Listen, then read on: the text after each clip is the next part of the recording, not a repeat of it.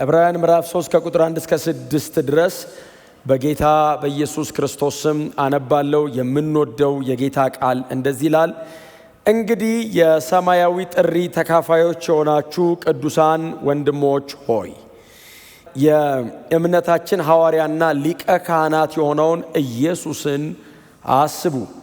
ሙሴ በእግዚአብሔር ቤት ሁሉ ላይ ታማኝ እንደነበር እርሱም ለሾመው ታማኝ ነበር። ቤትን የሚሰራ ከቤቱ ይልቅ የሚበልጥ ክብር እንዳለው ኢየሱስም ከሙሴ የሚበልጥ ክብር የተገባው ሆኖ ተገኝቷል። እያንዳንዱ ቤት የራሱ ሰሪ ያለው፣ ነገር ግን ሁሉን የሰራ እግዚአብሔር ነው። ሙሴ ወደፊት ስለሚነገረው ነገር እየመሰከረ በእግዚአብሔር ቤት ሁሉ ላይ እንደ አንድ ታማኝ አገልጋይ ነበር። ክርስቶስ ግን በእግዚአብሔር ቤት ላይ እንደ ታማኝ ልጅ ነው። እኛም የምንተማመንበትንና የምንመካበትን ተስፋ አጥብቀን ብንይዝ ቤቱ ነን። ጌታ የተመሰገነ ይሁን። እንግዲህ ባለፉት ሳምንታት አብረን እንዳልነው ምዕራፍ 3 ላይ የሚጀምረው ኢየሱስ ከሙሴ ይበልጣል። ኢየሱስ ከሙሴ ይበልጣል። ምናልባት ለኔና ለናንተ ለዕብራውያኑ ያክል ፔኑ የሚሰማን አይመስለኝም። የዚህ የደብዳቤው ተደራሲያን ዕብራውያን ናቸው፣ አይሁዳውያን ናቸው። የሙሴ በጣም ተከታዮች ናቸው፣ የሙሴ አድናቂዎችም ጭምር ናቸው። ከሕፃንነታቸው ጀምሮ ሲያድጉ በጣም በብዙ ራባዮች፣ በጣም በብዙ መምህራኖቻቸው ስር ተቀምጠው ሲያድጉ የሙሴ መጽሐፍት እየተከፈተ እንደ ሙሴ ያለ አይነት ሰው እግዚአብሔር አላስነሳም እየተባሉ ያደጉ ናቸው። እና እንደውም አንዳንድ የዕብራውያን መምህራኖች ሙሴ ከሰዎች ብቻ ሳይሆን በመላእክት መካከል እንኳን የዚህ አይነት ሰው አይነሳም እስከ ማለት ደረጃ ድረስ ሁሉ ደርሰዋል። ያን ያክል የጁዳይዝም እምነቱና የእስራኤላውያን የሁሉ ነገራቸው ጥግ ነው ሙሴ፣ ጠርዛቸው ሙሴ ነው። እና የዚህ ደብዳቤ ጸሐፊ ጌታ ኢየሱስ ክርስቶስ ከመላእክት ይበልጣል እያላቸው መጥቷል። እና አይ ቲንክ አምነዋል፣ በኋላ ላይ አምነዋል፣ አሜን ብለውታል። አሁን ደግሞ የእምነታቸው በጣም ፒላር የሆነውን ሰው ሊነቀንቅባቸው ነው። እንግዲህ ሊነቀንቅባቸው ነው። ጌታ ኢየሱስ ክርስቶስን መናገር ሲጀምር ምዕራፍ 3 ላይ የዚህ እምነት ሐዋርያና ሊቀ ካህናት ነው ሲል፣ አዎ አሜን። የክርስትናችን ሐዋርያ ኢየሱስ ነው። አዎ። የክርስትናው ደግሞ ሊቀ ካህናት ኢየሱስ ነው። አዎ አምነናል። ስለዚህ እሱን አስቡ። እሺ እናስባለን። አሁን ከዛ ቀጥሎ ይመጣል። ቁጥር 2 አካባቢ ላይ ይመጣል። ሙሴ በእግዚአብሔር ቤት ሁሉ ላይ የታመነ እንደነበረ እርሱም ለሾመው የታመነ ነው ይላል። እና ሙሴ በእግዚአብሔር ቤት ላይ የእግዚአብሔር በሆነው ነገር ሁሉ ላይ የታመነ ነው ይላል። ባይዘዌ ሙሴና ጌታ ኢየሱስ ክርስቶስን ለንጽጽር ያቀርባቸዋል እንጂ የተለያየ ቲም ውስጥ አይደለም ያሉት። ሙሴና ኢየሱስ አንድ ቲም ውስጥ ናቸው። አንድ ቲም ውስጥ ናቸው። የቲሙ ካፕቴን ኢየሱስ ነው ሊል የሚጀምረው ይሄ ሰውዬ። ሙሴም እዚሁ ኢየሱስ ቲም ውስጥ ነው ያለው። ሙሴም እዚችው ጌታ ኢየሱስ ክርስቶስ በሚመራት አካል ውስጥ ነው ያለው። ሙሴ በእግዚአብሔር ቤት ውስጥ ያለ አንድ ግለሰብ ነው። ጌታ ኢየሱስ ክርስቶስ ደግሞ ራሱ ቤቱ ነው። ሙሴ በእግዚአብሔር ቤት ውስጥ ያለ አንድ ሎሌ ነው። ጌታ ኢየሱስ ክርስቶስ ደግሞ እዛ ቤት ውስጥ የበኩር ልጅ ነው። ሙሴ በዚሁ ቤት ውስጥ በጣም የታመነ አገልጋይ ነው። በጣም ጉድ ሰርቫንት። ክራይስት ደግሞ ጮክ በሉና ኢየሱስ ከሁሉም ይበልጣል በሉ እስቲ። እና እኔ በጣም ደጋግሜ ነው ያነሳ ያለሁት። በእውነት እኔ ሙሴን በግል በጣም ነው የምወደው። የዚህ ደብዳቤ ጻፊን በጣም ነው የሚወደው። ዕብራውያንም በጣም ነው የሚወዱት። እናንተ በጣም ነው የምትወዱት። መውደዳችንን ወደፊትም እንቀጥላለን። ከኢየሱስ ጋር አይነጻጸርም ነው ያለው እንጂ እንደ ሙሴ ያለ አይነት አገልጋይ ማግኘት በጣም አዳጋች ነው። ባይዘው አይገኝምም። እንደው በእውነት ጌታ ኢየሱስ ክርስቶስ መጥቶ አደበዘዘልን እንጂ ሙሴን ኢየሱስ ባይመጣ ኖሮ ምናልባት የብዙዎቻችን አይከን ሙሴ ነው የሚሆነው። እንደ ሙሴ ለመሆን ነበረ የምንታገለው። ሙሴ አቺቭ ያደረገውን ለማድረግ ነበረ ጸሎታችንም ምጣችንም ሁሉ ነገራችን። ኢየሱስ መጥቶ ነው ሰውየውን ድብዝዝ ያደረገው፣ ከመንገድም ያስወጣው። መደገፊያቸው የነበረውን ሰውዬ ነጥቆ ሰዎቹን መሬት ላይ የጣላቸው ኢየሱስ ብቻ ነው እንጂ ሙሴ እጅግ የተከበረ ታላቅ አገልጋይ ነው። እጅግ ውድም ነው። ይህንን ሁሌ ስለምንለው እናንተም ደጋግማችሁ ስለምታጠኑት እንደምታውቁት ነው። ግብፅ ምድር እንዲወለድ አደረገ እግዚአብሔር። የዘጻቱ ሰሞን እንዲወለድ አደረገው። እንዲወለድ አደረገው። ለ400 ዓመት የተጠበቀን ባርነት እንዲሰብር በባርነቱ መዝጊያ አካባቢ ላይ እግዚአብሔር ከ120 ዓመት ቀደም ብሎ ሙሴ እንዲወለድ አደረገ። ሲወለድ ታውቃላችሁ ምን አይነት መለኮታዊ ጥበቃ እግዚአብሔር በላዩ ላይ እንዳደረገ። አገር በሙሉ የተወለደ ልጅ በሙሉ ወንድ ከሆነ ይገደል የሚል ኢምፓየር ዋይድ የሆነ በፈርዖን ክፍለ ግዛት በሙሉ አዋጅ በታወጀበት ሰዓት ላይ በእንደዚህ አይነት ክሪቲካል በሆነ ሰዓት ላይ እግዚአብሔር ሙሴን አመጣው። አይቻልም ፈርዖን ከሞተ በኋላ ደና ፈርዖን አስነስተ ሙሴን አምጣ ብትሉት እግዚአብሔር አይ የመጨረሻው ሰዓት ስለሆነ እዚህ ጋር የግብፃውያን ከነዓን ደግሞ የአሞራውያን ኃጢአት ስለሞላ እዚህ በነዚህ በኩል እዚህ ቀጣለው እንደገና በእስራኤል በኩል አሞራውያንን ቀጣለው የከነዓንን ምድርም ቀጣ ሁለቱንም ለመቅጣት አሁን ነው ሰዓቱ ብሎ በጣም በተወጠረች ሰዓት ሙሴ ተወለደ። ዘጸአት ምዕራፍ 1ን ማንበብ ነው። ምዕራፍ 2 ማንበብ ነው።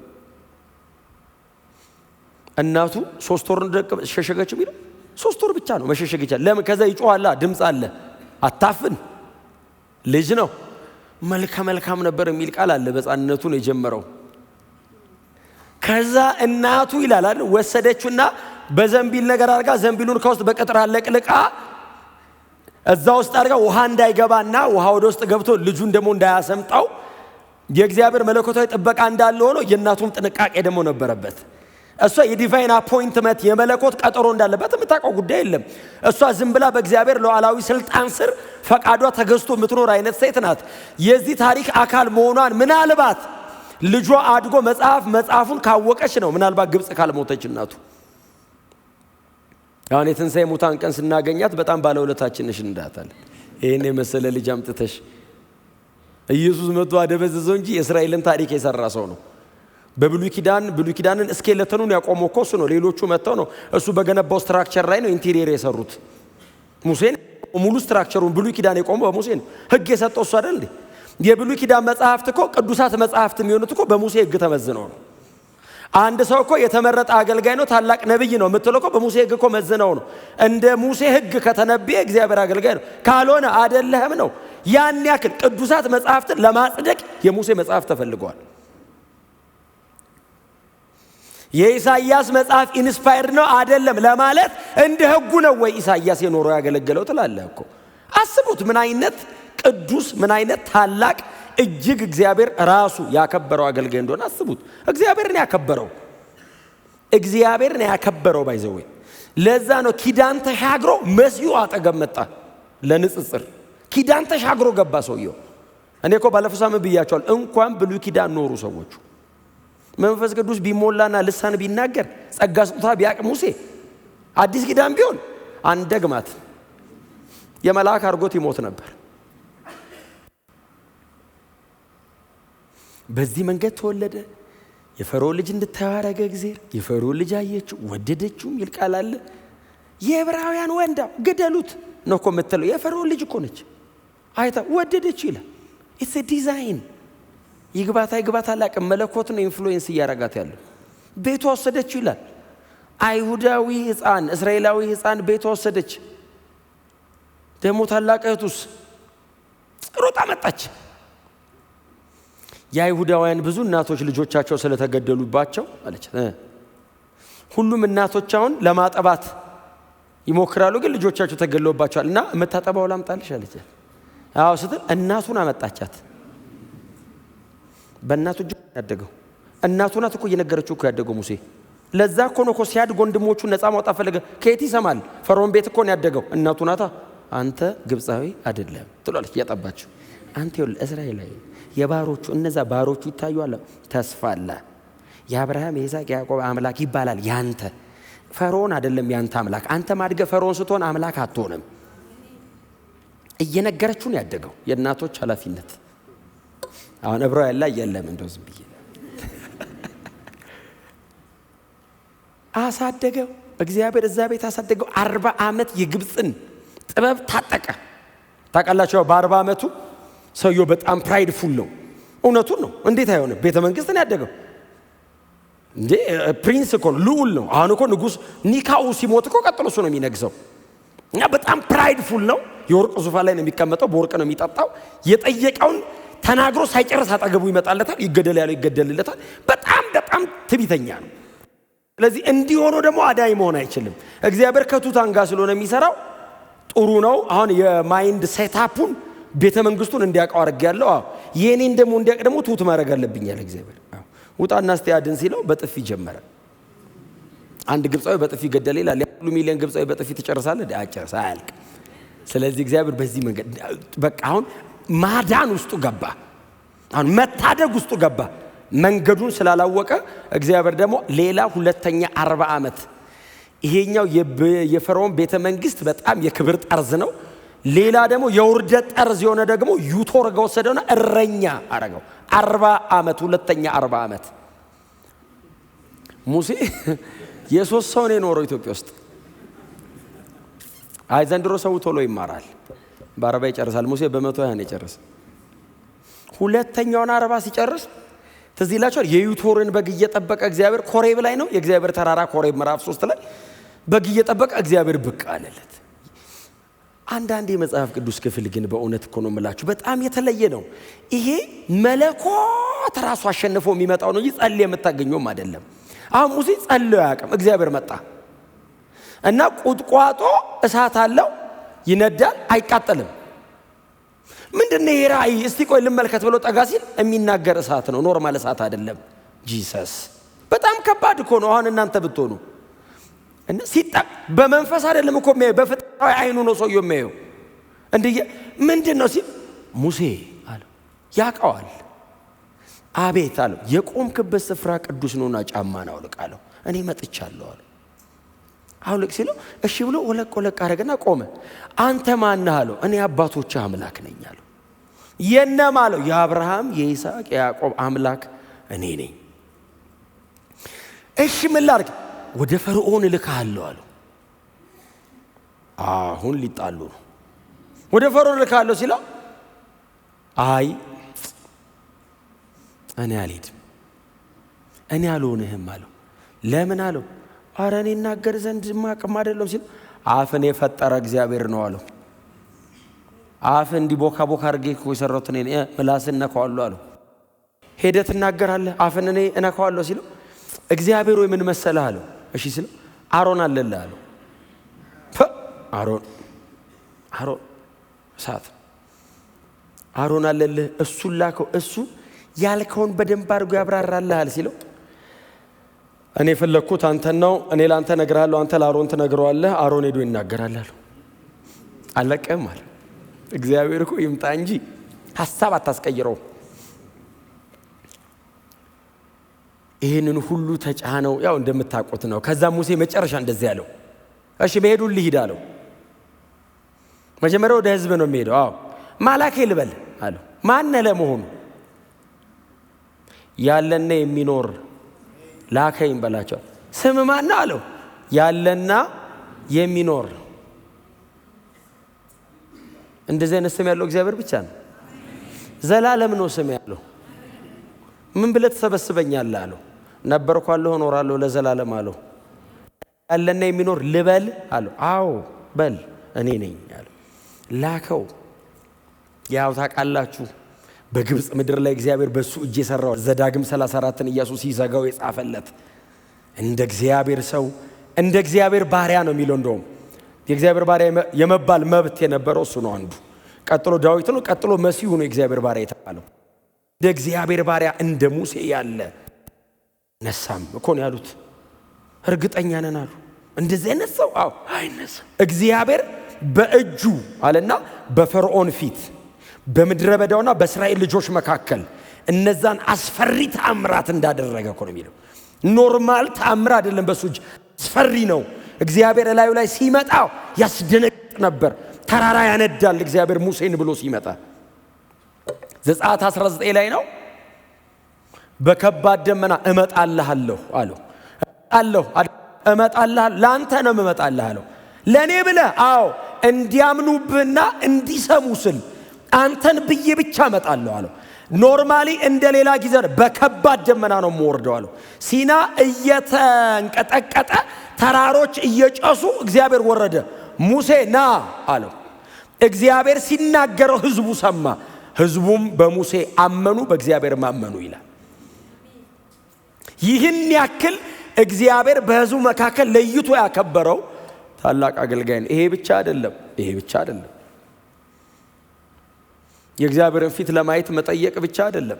ምናልባት እናንተ ጊዜ ካላችሁ የዘሁልቅ መጽሐፍ ላይ ሄዳችሁ ማንበብ ትችላላችሁ። ምዕራፍ 16 ትዝ ይላችኋል። ዘሁልቅ ምዕራፍ 16 ላይ የቆሬ ልጆች ምናምን ትዝ ይላችኋል ታሪኩ። ምዕራፍ 16 ሙሉ ስለሆነ ነው ዝም ብዬ ልንገራችሁ። የቆሬ ልጆች እነ ዳታን፣ ሮቤን ምናምን መጡ። የተወሰነው ግሩፕ እኮ ሌዋዊ ነው እና መጡና እንደዚህ ያሉት ሙሴና አሮን ቆሙ አላቸው። ቆሙ። ምንድነው እናንተ ይሄ ህዝብ ሁሉ እኮ ቅዱስ ነው አሏቸው። ታዲያ በዚህ ህዝብ ላይ ለምንድነው የምትታበዩት? ሙሴ እኮ አልታበየም፣ ትሁት ነው። እንደ ባሪያ እንደ ሙሴ አይነት ትሁት የለም ብሏል እኮ እግዚአብሔር። በጣም ትሁት የሆነ አገልጋይ እኮ ነው። ምንድነው የምትታበዩት? ደግሞ እግዚአብሔር በእናንተ ብቻ ይሰራው በእኛም ይሰራል ብሎ በህዝብ መካከል አሮንና ሙሴ ሲያዋርዷቸው ሙሴ ራሱን በእግዚአብሔር ፊት አዋረደ። እንዲህ አላቸው፣ በእርግጥ እግዚአብሔር የመረጠው ማን እንደሆነ እንዲታወቃል። አሁን እኔ ራሴን መርጬ አይደለም አለ ሙሴ፣ እግዚአብሔር ነው የመረጠኛል። ይሄንንም አሮንን የመረጠው እግዚአብሔር ነው። እግዚአብሔር ማንን እንደመረጠ ታውቁ ዘንዳው እግዚአብሔር በእኔና በእናንተ መካከል ፍርድን ያደርጋል፣ ምልክት ያደርጋል አላቸው። በሚቀጥለው ቀን ኑ አለ። ከነሱ ጋር አብሮ አያሌ ህዝብ ተከማችቷል። አሮንና ሙሴ ብቻቸውን ነው የቆሙት። ማርያም በተቻለ መጠን መታ እንደውም ዲፌንድ ልታረግ ሞከረች። ማርያም አልቻለችም። መጽሐፍ ሲናገር በሚቀጥለው ቀን ሲመጡ እግዚአብሔርም በመገናኛ ድንኳኑ ላይ በደመና ወረደ ይላል። በዚህ ጊዜ እግዚአብሔርም እንዳለ ታውቃላችሁ፣ አሮንና ሙሴ አለው። አቤት አለው። አሮን አቤት ሽሹ ከዚህ አካባቢ አለ። እግዚአብሔር እኮ ነው ያለው። ለምን? እግዚአብሔር ተቆጥቷልና የእግዚአብሔር ቁጣ እናንተንም ጭምር እንዳያገኛችሁ ከመካከል ውጡ አለ። እኔ እናንተን መምረጤን አሳያለሁ፣ ዛሬ በህዝቡ መካከል መምረጤን አሳያለሁ አለ ይልና መጽሐፍ ሲናገር እነ ዳታን ምናምንን መጽሐፍ ቅዱስ ነው የሚለው፣ እኔ አይደለም። በእውነት እግዚአብሔር በዘላለማዊ ባህሪው አያዳላም፣ ግን እግዚአብሔር ደግሞ ለሥራው ይለያል። መሬት ተሰንጠቀው አጠቻቸው የሚል ቃል አለ። በቆሙበት መሬት ክፍት አለች። እንኳን ጥቅሶን ዘንድሮ ቢሆን መሬት ተከፈተች፣ ገቡ፣ ተዘጋች። የተወሰኑት ሊያመልጡ ሲሉ እሳት እያሳደደ በላቸው ይላል። እግዚአብሔር ሙሴን መምረጡን፣ እግዚአብሔር ከሙሴ ጋር መቆሙን ማክበሩን መሰከረ። አብሬ ነኝ አለ እግዚአብሔር። ይሄ መች በቃው እግዚአብሔር። ማርያም ትዝ ትላችኋለች፣ ተነስታበት ሙሴ ላይ ተነሳችበት። ማርያም ብድግ አለች። እጅግ የተከበረ እኮ ነው የእግዚአብሔር ባሪያ ሙሴ። እግዚአብሔር አንተን ብቻ ነው እንደ መረጠው አለችው። ታይ አላት። እምቢ ስትል መጽሐፍ እንደዚህ ይላል፣ እንደ በረዶ ነጣች። ለምጥ አይደለም የሚለው በረዶ አረጋት። ከህዝብ መካከል ለ7 ቀን ሙሴ እንዳትሞት ጸልይ ይላል። እግዚአብሔር እንዳይቀስፋት ጸልይ፣ እባክህ ማራት ብሎ ተማጸን፣ ለመነ ስለሷ። ትልቅ አገልጋይ ነው ሙሴ።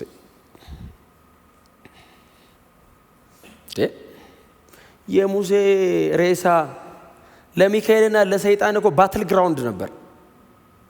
ተዚህ ይላችኋል። ሙሴን እግዚአብሔር መጣና አትገባም ከናን አትወርስም አለው። ተራራ ላይ ተራራው ጫፍ ላይ ቆሞ ከናን እንደዚህ ያያት እግዚአብሔር እንደዚህ ያለው አትገባም።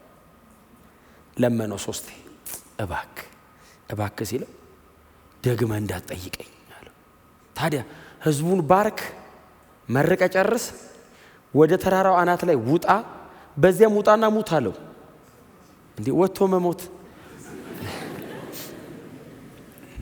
መጽሐፍ ሲናገር መረቀ፣ ምን አለ፣ ጨረሰ። ከዛስ ተሰናበተ ወደ ተራራ።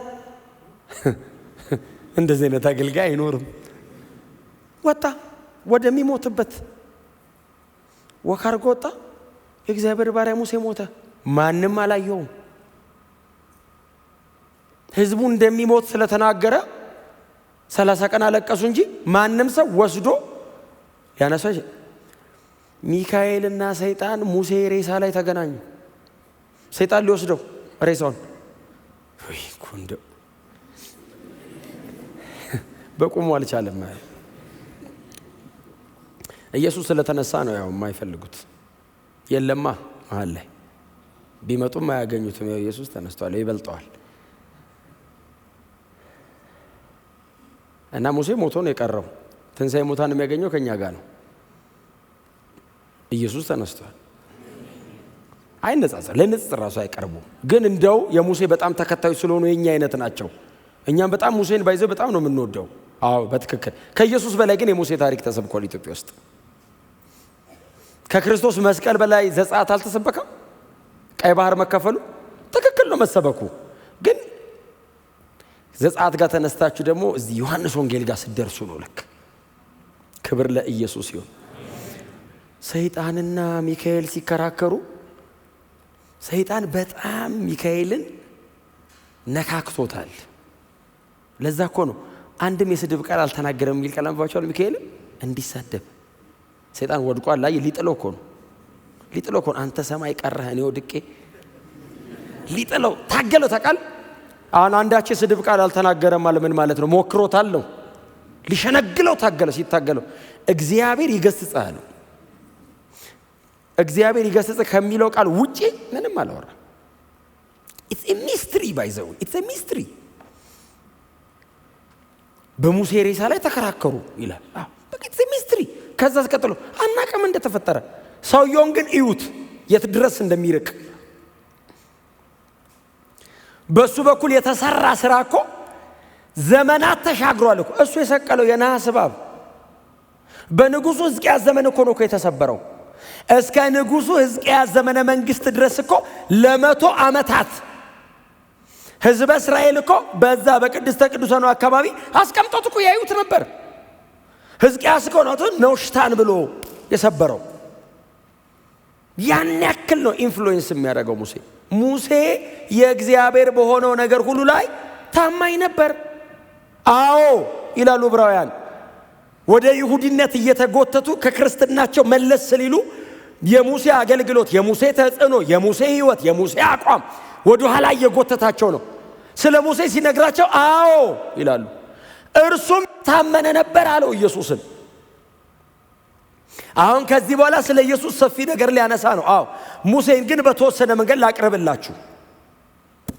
ሙሴ በእግዚአብሔር በሆነው ነገር ላይ ታማኝ ነበር።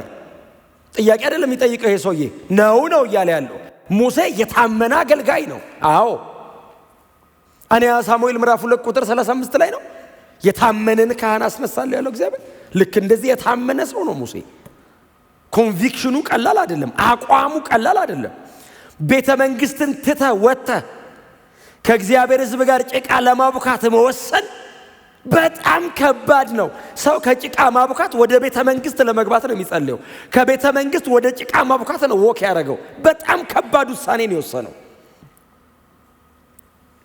እግዚአብሔርን ብሎ ነፍሰ ገዳይ እንደሆኑ የሚያውቃቸው የግብፅ ነገስታቶች ፊት ቆሟል። ሊገለው ይችላል። ፈርዖን ባይዘው ሊገለው ይችላል። ህይወቱን አስይዞ የእግዚአብሔርን አገልግሎት አክብሮ ሙሴ በእግዚአብሔርና በፈርዖን መካከል ቆሟል። ቀላል ውሳኔ አይደለም እየወሰነ ያለው። የተወለወለ የሚያብረቀርቅ ፊቱን ከቤተ መንግስት ይዞ ወጥቶ ወደ ቤተ መንግስት ተመልሶ ሲመጣ የረኛ መልክ ይዞ ነው የመጣው። የቆሸሸ ምናልባት የነተበ ልብስ፣ ቀጥሎ አንድ በትር ነው ይዞ የተመለሰው። ፈርዖን ሲያኮስቆበታል። ያቀዋላ ሳቀበት። ምን ነው ደከምክ፣ ጎስቆላልክ፣ አረጀ። እግዚአብሔር ግን አብሮታል። ውሳኔው ቀላል አይደለም። አይ ሙሴ የፈርዖንን ቤተ መንግስት ንቆ ወጣ ስትለው አንድ ዕብራዊ አዎ ይላል። ኢየሱስ ሊነጻጸር የማይችል ክብር ተወረደ ነው። ቀጥሎ አይ ሙሴ ጥሎ የወጣው የፈርዖንን ቤተ መንግስት ነው። ጌታ ኢየሱስ ክርስቶስ በሰማይ ያለ ሰው አይቶት የማያውቀውን ቢያየውም ሊያብራራው የማይችለውን ክብር ኢየሱስ ተወረደ ነው።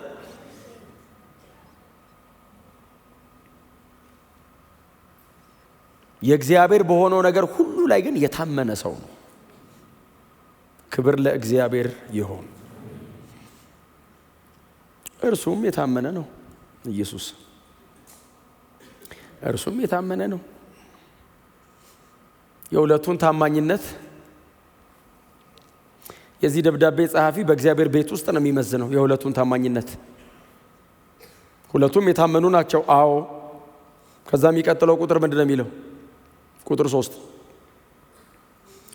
ቤትን የሚሰራ ከቤቱ ይልቅ የሚበልጥ ክብር እንዳለው ኢየሱስ ከሙሴ የሚበልጥ ክብር የተገባው ሆኗል ነው የሚለው። ክብር ለኢየሱስ ይሁን።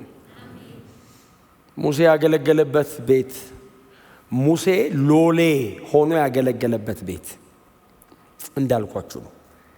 ባርነት ክብር ነው በእግዚአብሔር ቤት። እግዚአብሔር ባሪያዬ ሲልህ በጣም ትልቅ ክብር ነው። ይህንን የመባል እድል ያገኙ ሰዎች በጣት የሚቆጠሩ ናቸው። አዲስ ኪዳን ላይ እኮ ነው እኛ እኮ የጌታ ባሪያ የምንባባለው እንጂ አይሁዳዊ እኮ እግዚአብሔር ባሪያ አይልህም ቢሞት። ባሪያ መሲህ ነዋ። ባሪያ ተብሎ የተጠራው ሙሴ ነዋ። በጣም ትልቅ ሹመት ነው። እግዚአብሔር መርጫለሁ እያለ ነው ባሪያ በእግዚአብሔር ቤት ውስጥ ይላል። አዎ ሙሴ የት ነው ያለው? የእግዚአብሔር ቤት ውስጥ ነው ያለው። ውስጥ ቤት ውስጥ ነው ያለው። እንደ ሎሌ የታመነ ነው። ከንጋት እስከ ንጋት እጁ የሚችለው ድረስ ዘርግቶ መብራት ከፍ አድርጎ ቤት ውስጥ ያሉ የሚንቀሳቀሱ ሰዎች ሁሉ እንዲያዩ እጁ እስኪዝል ድረስ ከፍ አድርጎ ያገለግላል ያለ መታከት። ባለው ኃይል ሁሉ አንድ ባሪያ በአንድ ቤት ውስጥ የሚያደርገውን ነገር በሙሉ ሙሴ በእግዚአብሔር ቤት ውስጥ አድርጓል። የታመነ ባሪያ ነው። የታመነ በቤት ውስጥ ነው ያለው። አዎ ሙሴ እግዚአብሔር ባሪያ ነው። ክብር ይገባዋል ይላል የዚህ ደብዳቤ ጸሐፊ። ሙሴ ያው የእግዚአብሔር ባሪያ ነው። ክብር ይገባዋል።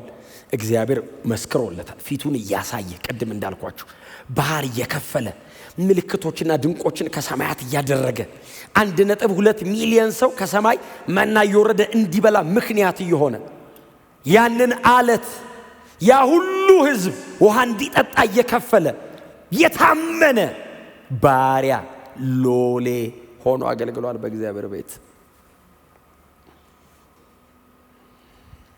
ኢየሱስ ጋር ሲመጣ ግን አይራራም አይደል? የዚህ ደብዳቤ ጸሐፊ በጣም አይራራም በእውነት። ዕብራውያንን እኛ ብንጽፈው ኖሮ ትንሽ ስለ ሙሴ ተናግረን እና እንደው ቀስ ብላችሁ ተረዱኝ ነው የምንለው። የዚህ ደብዳቤ ጸሐፊ ቀጥታ ነው የሚናገረው እና ቤትን የሚሰራ ከቤቱ ይልቅ የሚበልጥ ክብር እንዳለው ኢየሱስም ከሙሴ የሚበልጥ ክብር የተገባው ሆኖ ተገኝቷል። አይ ቲንክ የደብዳቤው ጸሐፊ የደብዳቤው አድማጮች እንደኛ አሜን የሚሉ አይመስለኝም። እንዴት 100 ዓመት ሙሉ በእግዚአብሔር መንግስት ላይ የከረመ ድፍን ደግሞ ንጹህ 40 ዓመት በእግዚአብሔር መንግስት ላይ ያዋጣ ሙሴ እና ደግሞ 3 ዓመት ተኩል ብቻ ያገለገለ 33 ዓመት ተኩል አካባቢ መሬት ላይ የቆየውን ኢየሱስን አነጻጽረህልናል። አዎ ኢየሱስ በቤት ውስጥ ነው ያለው። አዎ ሙሴም በቤት ውስጥ ነው ያለው። ኢየሱስ ከሙሴ ይበልጣል። እንዴት አልከን? እንዴት አልከን? እዚህ ቤት ውስጥ ሙሴ ሎሌ ነው። እዚህ ቤት ውስጥ ኢየሱስ የበኩር ልጅ ነው።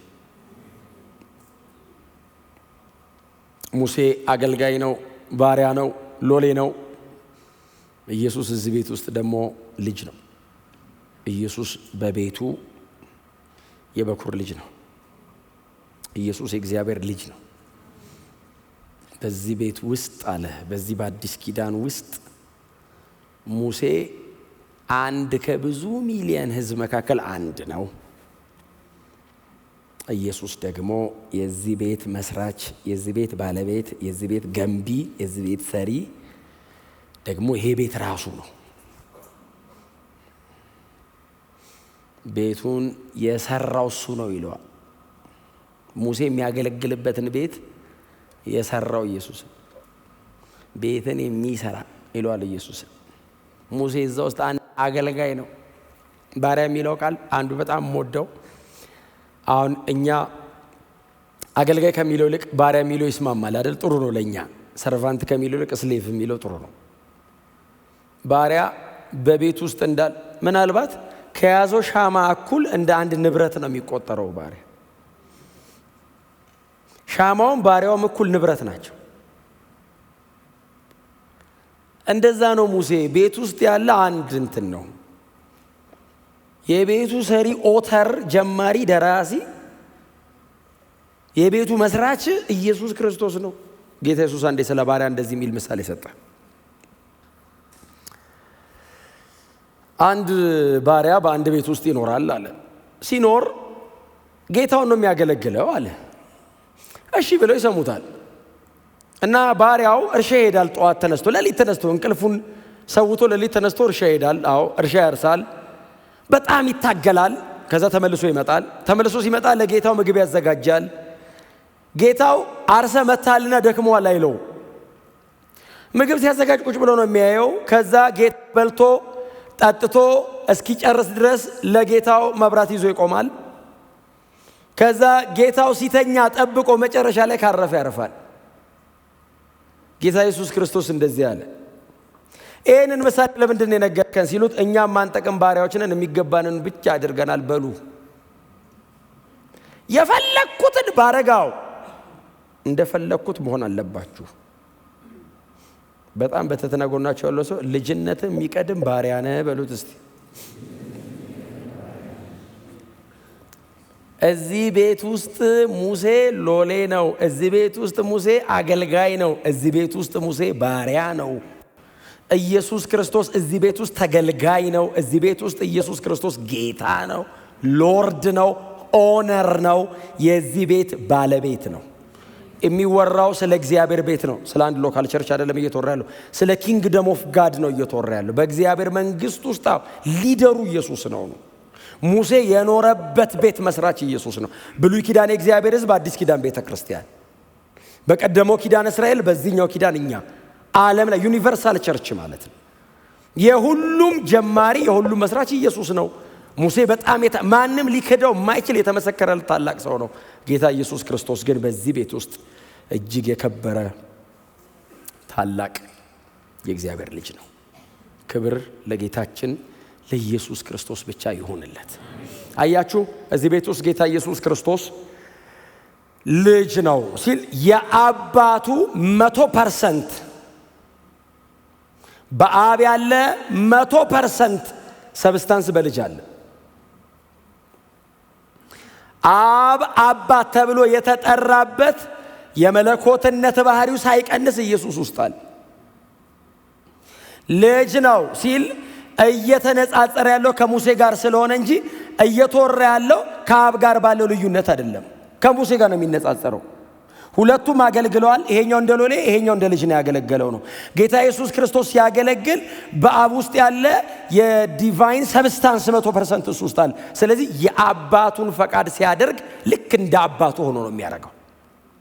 ሙሴ ሰምቶ ሙሴ በተቻለው መጠን ታግሎ ነው። ጌታ ኢየሱስ ክርስቶስ በማንነቱ መለኮት ነው።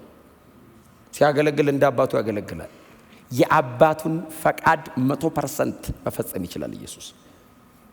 አልቲሜትሊ እግዚአብሔር የረካው በልጁ ነው። አገልግለነዋል፣ አገልግለውታል። በቀደመው ኪዳን ምናልባት ሙሴ ስለቀረበና ስለመጣ እንጂ እንቀጥላለን። ከዛ ከነማ ጋር ደግሞ እንደተነጻጸረ በሚቀጥሉት ምዕራፎች ገና ሙሴ ስላልጨረሰ ነው። በጣም አገልግለውታል። በእውነት እኔ የምቀናባቸው ሰዎች አሉ። ብሉይ ኪዳን እቀናለሁ ሳያቸው በዚህ መጠን ኮሚትድ መሆን፣ በዚህ መጠን እድሜ መክፈል፣ ጉልበት መክፈል፣ ክብርን መክፈል፣ ስምን መክፈል፣ ገንዘብን መክፈል፣ ያላቸውን ነገር በሙሉ አሟጣው በእግዚአብሔር በሚሆን ነገር ላይ ኢንቨስት አድርገው አገልግለውታል። በጣም የተመሰከረላቸው ናቸው። ያገለገሉት ግን በጣም ብለርድ እያደረገ ነው፣ ብዥ እያለ። በዛ ሁሉ መሰጠታቸው መካከል ህዝቡ ሁሉ እግዚአብሔርን ብለርድ እያደረገበት ነው የሚያየው። አይቼዋለሁ ይላል፣ ግን በጣም ድብዝዝ ብሎ ነው። ኢየሱስ መጣ፣ ልጅ የአባቱ መልክ ላይ ያለበት። ዕብራውያንን ስንጀምር ተናግረናል። ምዕራፍ 1 ቁጥር 3 ላይ የክብሩ መንጸባረቅና የባህሪው ትክክለኛ ምሳሌ ነው የሚለው እንደውም the exact imprint of his image exact imprint አብ ይሄን ብታስተካከል እስከማይለው ድረስ ኢየሱስ ፍጹም የአብን ፈቃድ አድርጓል። እርማት በሌለው መንገድ ጌታ ኢየሱስ ክርስቶስ በቤት ውስጥ አገልግሏል። ጌታ ኢየሱስ ክርስቶስ ሲያገለግል በአባቱ ያለው በሙሉ በሱ ውስጥ ስላለ አባቱ የሚፈልገውን በሙሉ ስለሚያውቅ የአብ ፈቃድ 100% እሱ ውስጥ ስላለ ሲያደርገው አብ እየረካ ነው የሚያልፈው። ላስቲክ ትዝ ይላችኋል፣ ነግሬያችኋል። በእርሱ ደስ የሚለኛል የምወደው ልጄ አለ። ለማንም ብሎ ያውቅ። ለነ ሙሴ ስለ ካራክተራቸው ይመሰክራል። ለኢየሱስ ስለ ማንነቱ ነው የመሰከረው። ልጄ ነው አለ። ልጅ ተብሎ አልተጠራ ሙሴ፣ ሎሌ ነው። ኢየሱስ ልጄ ነው አለ። ደስ ይለኛል በእርሱ ስሙት እስቲ አለ። መናገር አያስፈልገኝም፣ የኔ የሆነው በሙሉ በሱ ውስጥ አለ፣ ጨርሶልኛል። ክብር ለዘላለም ለስሙ ይሁን። ኢየሱስ ከሙሴ ይበልጣል በዚህ ቤት። ሙሴ እግዚአብሔርን ሕዝብ ከምድረ በዳ ይዞት መጣ፣ ማስገባት አልቻለም። በጣም ታላቅ አገልጋይ ነው፣ ማውረስ ግን አልቻለም። ከነዓንን ከሩቅ ተሳልሟት አንቀላፋ፣ መንገድ ላይ ቀረ፣ አልጨረሰም።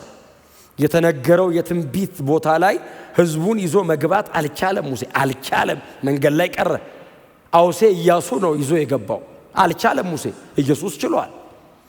ኢየሱስ ችሏል። ወደ ዘላለም መንግስት ወደ እግዚአብሔር አፊት ሊያቀርበኝ ኢየሱስ ችሏል። ይሄንን በማድረግ ኢየሱስ ወደር የለው። ኢየሱስ ብቻ ችሏል።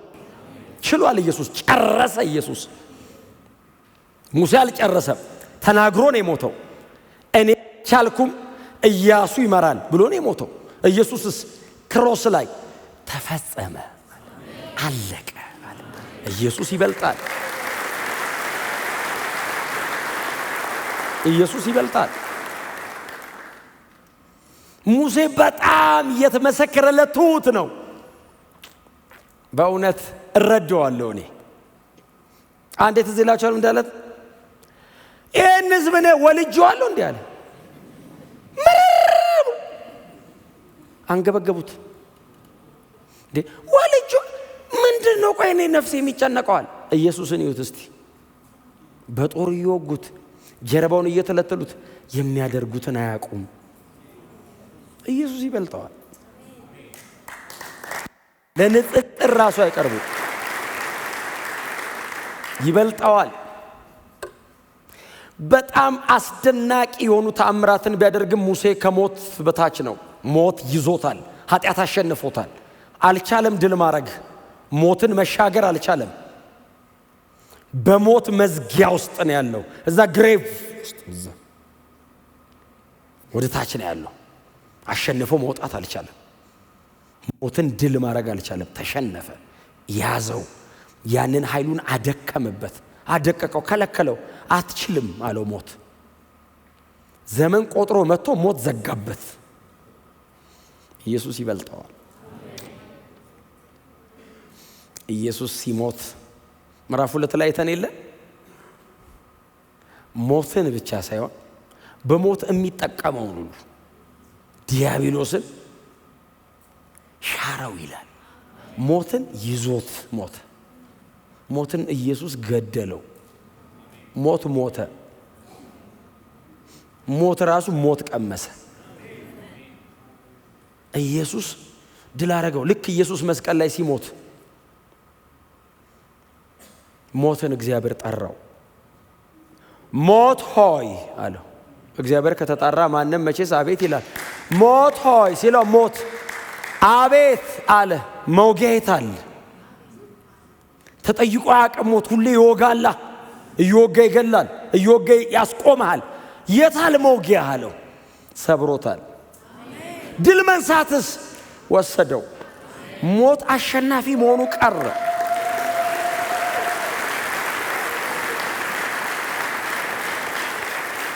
ሞት ተሸነፈ።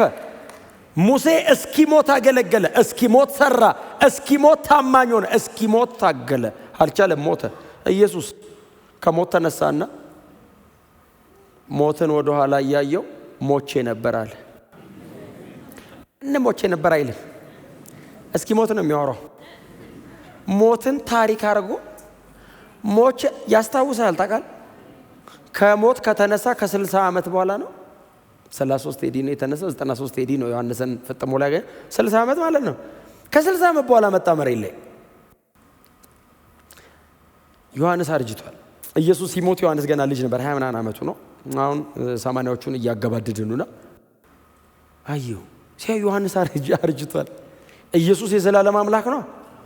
ያብረቀርቃል። አይኑ የሳት ነበልባል፣ ፊቱ በሙሉ ድምቀት እንደሚያበራ ፀሐይ ነው። እግሮቹ በቶን የነጠረ የጋለ ናስ ይመስላሉ። ልብሱ ነጭ ነው። ደረቱን ወርቅ ታጥቋል። በቀኝ እጁ ላይ መቅረዝ ይዟል። አየህ ይሄንን መሆን አይችሉም፣ ማንም አይችልም። እና መጣ ወክ እያደረገ ሲመጣ ፍጥሞ ትንቀጠቀጣለች። ምክንያቱም እግሩ በቶን የነጠረ የጋለ ናስ ነው። የቆመበትን በሙሉ ያፈርሳል፣ ይደረምሰዋል ሲቆም። እና ሲመጣ ፍጥሞ እንዲንቀጠቀጣል አየው። ዮሐንስ አርጅቷል። ጸጉሩ አልቋል። አጥንቱ ላይ ቆዳው ተለጥፏል። በጣም አርጅቷል። ድቅቅ ብሏል። በልጅነቱ ነው ያየው። አርጅቷል ዮሐንስ። እሱ እንዳለ ነው። የዘላለም አምላክ ነው። መጣና እንደዚህ ያለው አይደል ዮሐንስ አለ። ድምፁ አለ ለምን መሰለ ያለው እኔ ቦን አልልም፣ መሬት ላይ ሰምቼው አላቅማ። የመጀመሪያ ነው። ዮሐንስ መሬት ያውቀዋል። ዮሐንስ ብሎት ያውቃል። መሬት ላይ ወደ ደረቱ ምናምን ይጠጋል፣ ይተሻሸዋል ሰውየው። ዮሐንስ ሲለው ጴጥሮስ ዮሐንስ እንደሚለው ነው። ዮሐንስን ኢየሱስ ዮሐንስ ኖርማሊ ሰው ድምጽ ነው። ኦርዲነሪ እስራኤላዊ ነው። አሁን ሲሰው ዮሐንስ ሲለው ድምጹ እንደ ብዙዎች ትክክለኛው ቃል ሴስሞስ ነው። ሴስሞስ ማለት እርዝኩዌክ መሬት መንቀጥቀጥ። ስለ የኢየሱስ ድምጽ በሬክተር ስኬል ነው የሚለካው። አይ ድምጹ ሄደ አሁን እሱ ዮሐንስ ሲል መሬት ከዛ እንደዚህ ያለው ሞቼ ነበር አለ። አስታውሳለሁ አለ። አሁን ነበርኩ። የሞተ ቀን ትዝ ይላችኋል። ጎኑን በጦር ሲወጉት ውሃና ደም ወጣ ያለው ሰው እናት ምናምን የመጨረሻ ፊት ለፊቱ ቆሞ ነበር። ሲሞት አይቶታል። እንዴ ያን ምስክር ነው። ሞቼ ነበር ሲል አዎ ነበርኩ አለ። ከዘላለም እስከ ዘላለም ሕያው ነኝ አለ።